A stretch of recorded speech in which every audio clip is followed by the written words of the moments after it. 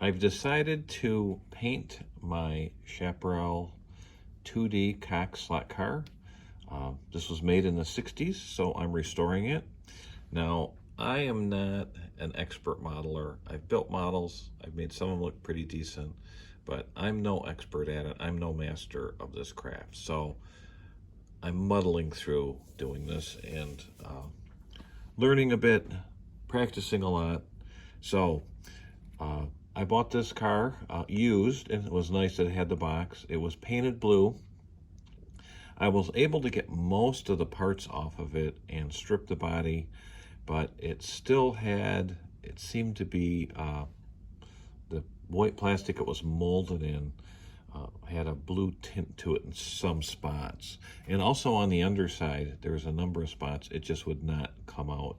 I think that's because the underside has a much rougher finish than this outside. This is the important surface, obviously, the part that you see. So I would have preferred to leave it in the natural color it was molded in, mostly because that's how I would have built it when I was young. So that's really my goal, is to make it look like something I would have had, excuse me, while I was younger. So 12, 13, 14 years old. So, you know, some skill, I'm not an expert modeler, but, you know, make it look nice, have a nice looking car I could run on a track. So I've decided to paint it, and the big advantage is the blue, really get rid of all of the blue on the outside, but also there were a number of blue smudges. And that's pretty typical when you find these old Cox slot cars. And that's because installing the pieces for the windows, the clear plastic pieces, they have nothing to aid you in assembling these. So this is just a piece of glass that fits right into the opening, but there's no little tabs on it. There's no little fingers coming out that fits in a hole. And I think that's the first time I ever set it in there and it stayed. So it's really just the edges of that clear plastic holding it in place. So you can imagine some young racer, you know, running home with their new kit, slapping it together, and they're going to get glue smudges all over the body, and worse on the clear plastic, you know, fogging it up forever. Now, my friend Brad Bloom does make some replacement clear plastic pieces for a lot of these Cox cars. So I am in the queue, let's say, for some pieces. So hopefully at some point I'll have all the parts to get the second body together.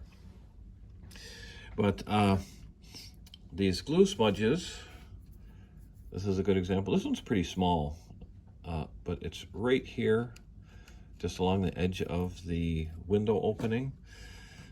And I had bought these little sanding sticks. They were, you know, made for models, and they have different grades of sandpaper on either side. Now this is the ultra fine one, and it's 8,000 to 12,000. So really this is more like a polisher than a sander. I bought a package that had 4 of these. I highly recommend getting something like this if you want to restore one of these, because there's 2 sides to each one. They're on this flexible foam, so you can get into little corners. And on this body, there were a number of glue smudges. Here between this gas cap and the front windshield, there is quite a large one all along this windshield. There was one on top here. That's not too much of a concern because that area gets covered by a hood scoop. Oh, I did find a hood scoop on eBay. So I was missing one of those for this car. And there was also a glue smudge here along the side of this back window area. So with some, you know, sanding, you start with a coarse, and, you know, their coarse is what I would consider a fine sandpaper. I think it was, you know, 1500 grit, and they have a fine, a medium, an ultrafine. So, I use those, and it was they were really good. I highly recommend getting some if you want to do this. Getting into all these little nooks and curves and crannies and stuff like that. So I gave it one coat of this fine surface primer. Progress is probably not going to be too quick on the painting, mostly because I'm using spray cans, and I just walk outside the house with it, spray it outside. And I'm in Michigan, and the weather here this time of year in spring, it's just pretty damp. It's pretty humid, often raining, and yesterday just happened to be a really nice clear day, so I was able to get, a first coat. Now, I was sort of thinking of maybe 2 coats of the primer and a coat of clear, but I think I'm going to get a final coat of regular white. Tamiya has they call it racing white, and this is Tamiya paint. It works really well for me. Goes on really smooth, very nice. I don't mix brands of paint, so if I start with Tamiya, I'm sort of committed in sticking with that. And that avoids any sort of compatibility issues between the brands. Now, again, I'm not a master painter. I'll need to paint and detail the interior. That shouldn't be too challenging. It's mostly black. Parts of the driver's area is a brownish red. I think that's the gel coat of the fiberglass chassis of the real car. And it doesn't have to be super greatly modeled or detailed, because it's all going to be obscured by the roof and the clear plastic windows that are put in. And I was also in need of a driver figure, and this is a Cox driver figure. I'm not sure it's the Chaparral one, because they had different drivers for some of the different cars.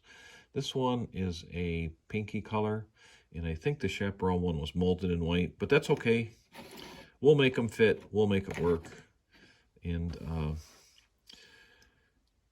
the other issue I had is on the interior here, there's this little part of a spare tire that shows up, and there's a little chrome half wheel there, and I couldn't get that loose. It's actually starting to break. So I do not have another one of those. So I need to decide which interior to use and which one to paint up. And I'm not sure what to do yet with that one. So that's just our current status of this.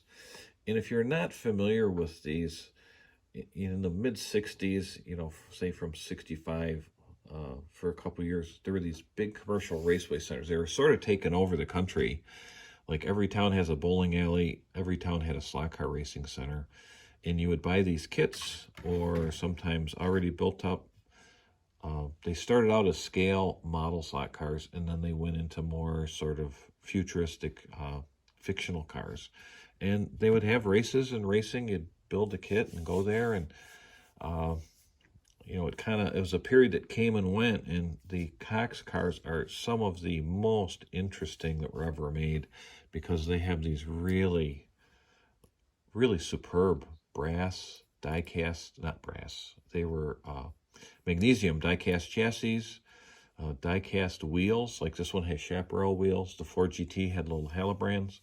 Now, I need to track those down for the back, because someone put these aftermarket silicone tires that are bonded to these aluminum rims. These probably still work really, really well. But there are reproduction tires. I believe they're made out of urethane that work almost as good as those silicones. So that's kind of where we are. And I'm, need to get it painted, start assembling all the little details, but I'm not looking forward to putting these little clear plastic pieces in. I need to find a really excellent adhesive that won't fog the clear plastic, will dry really quickly, and get them in place. That's going to be a challenge itself. That's going to be really challenging. So I can imagine all the frustration these caused to many, many young racers in the 60s trying to put these together and, not mess up this clear plastic stuff. So that's our current status. If you have any thoughts, let me know, and thanks for watching.